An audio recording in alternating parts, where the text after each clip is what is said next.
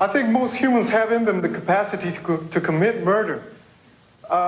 It is not because... No, we don't, Richard. Oh, yeah, they choose not to, not because they are morally superior, as they so commonly claim, but because they are imprisoned in a web of responsibilities, commitments, beliefs, and sentiments. Richard. And that would render murder an absurd gamble or ridiculous self-destruction.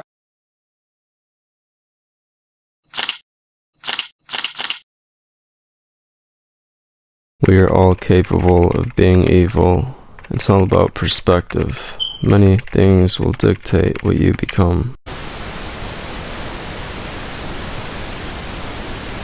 Today I will be looking at the early life of Richard Ramirez in order to dissect and truly understand why and what caused Richard to become one of the most notorious serial killers to walk our floating rock.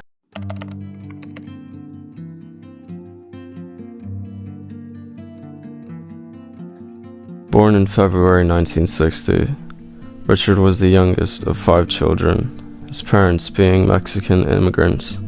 During this time, they said Richard was a sweet kid. He was friendly and he was nice. Charming is how I would describe him. It wasn't until he was 12 that his life took a turn. According to reports, when he was 12 years old, a cousin who was a Vietnam War veteran disturbingly showed him photographs of a Vietnamese woman he had allegedly tortured and killed. This would indeed be ingrained in young Richard's mind. He was exposed to the possibility of harming others for enjoyment.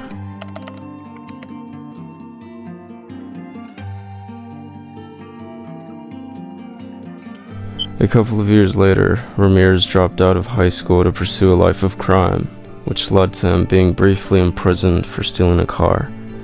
During this period of his life, Richard started taking LSD and other hallucinogenic drugs. At the same time, he started imagining that he was becoming one with Satan. He saw himself as a disciple of Satan.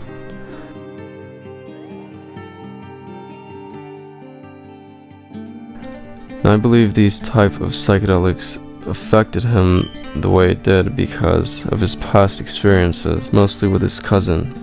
Perhaps it was a way to cope and accept the trauma and convince himself his life happened the way it did because he has a higher purpose in violence.